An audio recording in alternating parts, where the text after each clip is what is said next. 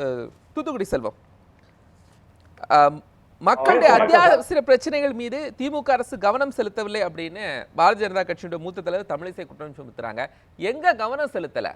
நடவடிக்கைகள் எடுக்கப்பட்டு கொண்டு இருக்கு, கைது செய்யப்படுறாங்க, நீதிமன்றத்தின் மூலமா கடுமையான தண்டனை வாங்கி கொடுக்கப்படுது.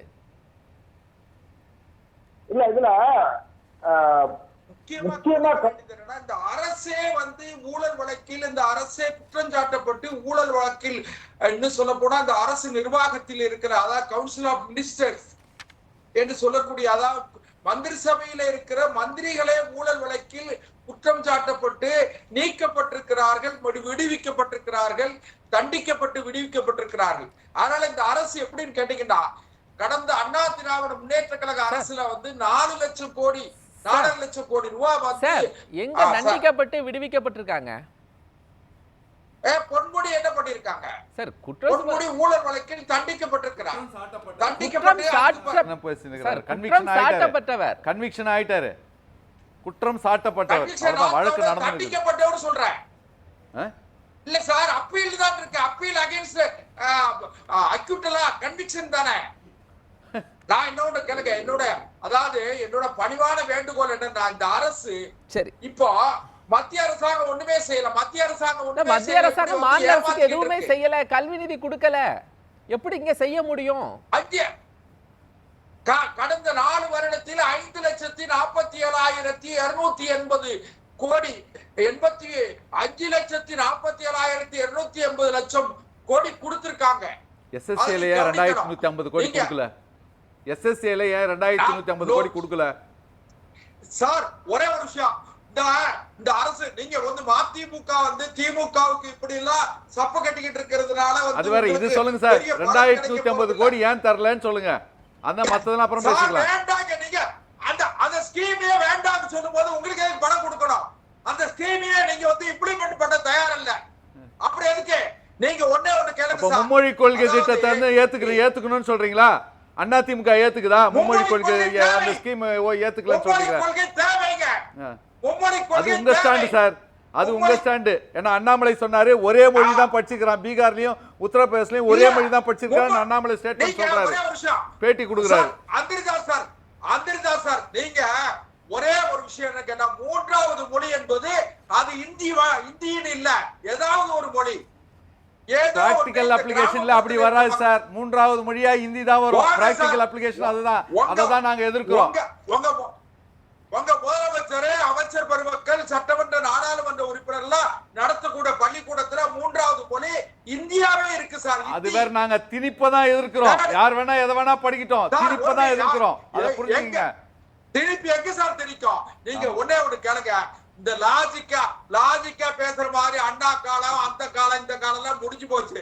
இப்போ 2025ல எல்லோர் கையிலயும் செல்போன் இருக்கு, எல்லோருக்கும் எல்லாம் தெரியும், எல்லோருக்கும் எல்லா விஷயமும் தெரியும். யாரும் சார் மாணவர்களுக்கு ஸ்மார்ட் கிளாஸ் நடத்துறதுக்கு நிதி கொடுக்கல சார்.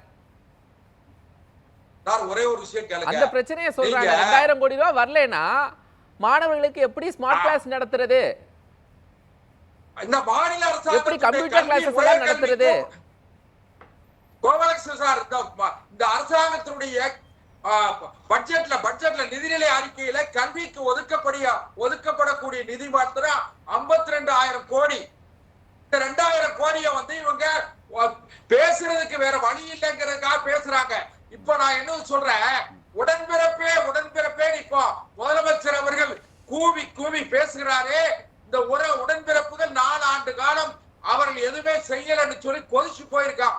இன்னொன்னு, திமுகவுடைய துணை பொதுச் செயலாளர் ஆர் ஆசா அவர்கள் ஒரு மீட்டிங்ல திமுக கூட்டத்துல ஒன்று பேசுறார். முக்கியமா கவனிங்க, இதுவரை எதுவுமே செய்யலை நீங்க நினைச்சு வருத்தப்படாதீங்க, அடுத்த ஆட்சி வந்தால் முதல்ல தொண்டர்களுக்கு செய்வோம். இது என்ன சார் டிராமா? அப்ப இந்த அரசு தொண்டர்களுக்கும் இந்த அரசுக்கும் இடைவெளி ஏற்பட்டு விட்டது.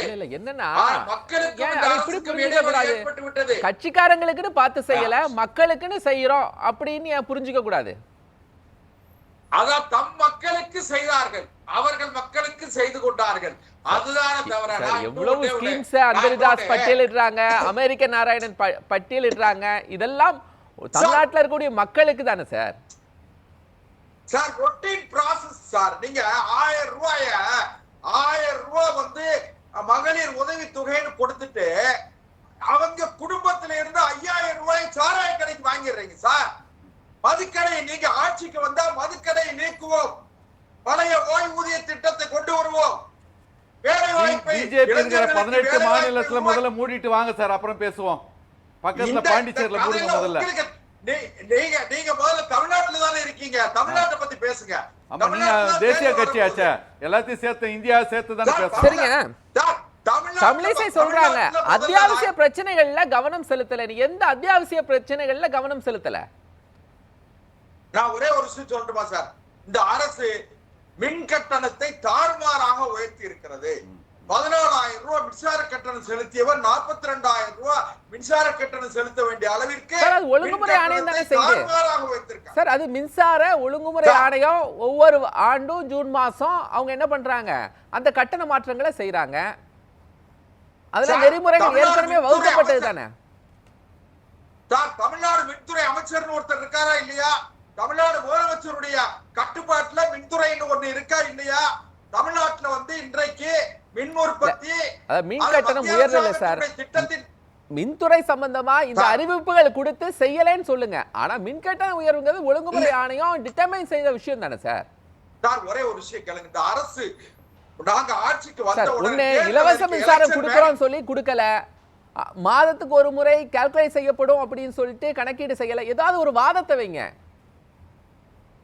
நான் அதைத்தான் சொல்றேன், சொல்ல வர்றதுக்குள்ள நீங்க சொல்றீங்க. அதாவது 100 யூனிட் இலவச மின்சாரத்தை வந்து ஃப்ரீயா தருவோம்னு சொன்னாங்க. மாதம் ஒரு முறை நாங்க கணக்கெடுப்பு நடத்தி மாதத்துக்கு ஒரு முறை 100 யூனிட் மின்சாரம் இலவசமாக தருவோம்னு சொன்னாங்க. செஞ்சாங்களா சார்? பழைய ஓய்வூதிய திட்டத்தை கொண்டு வருவோம்னு சொன்னாங்க, செஞ்சாங்களா சார்? ஆசிரியர்களை பணி நிரந்தரம் செய்வோம்னு சொன்னாங்க, செஞ்சாங்களா சார்? போக்குவரத்து ஊழியர்களுக்கு மத்திய அரசு நியூ பென்ஷன் ஸ்கீம் சொன்னாங்களே, அது செஞ்சாங்களா? இங்க பென்ஷன் ஸ்கீம் பத்தி பேசுற நியூ பென்ஷன் ஸ்கீம் மத்திய அரசு சொல்லிச்சா, செஞ்சாங்களா சார்? ஒரே ஒரு விஷயம், அதை செஞ்சாங்களா? இத நாங்க உங்களை குற்றம் சாட்டும் போது உடனே குற்றம் சாட்ட முடியும், வேற யாரும் சொல்ல முடியாது.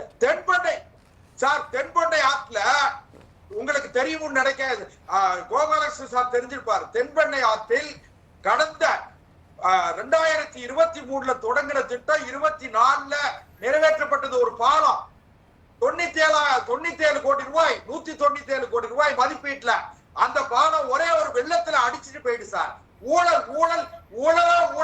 ஊழல்லாம் ஏலம் போட்டுக்கிட்டு இருக்காங்க மக்கள். அந்த அளவிற்கு மிக கொடுமையாக இந்த அரசாங்கம், எனக்கு நினைவு தெரிந்து இந்த அரசாங்கத்தை போல ஊழல் நிறைந்த அரசு இதுவரை இல்லை சார்.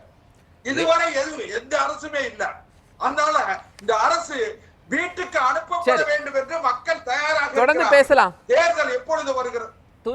தேர்தல் வரும் பொழுது நிச்சயமாக இந்த மக்கள் இந்த அரசுக்கு விடை கொடுப்பார். சரி, பேசும், தொடர்ந்து பேசலாம்.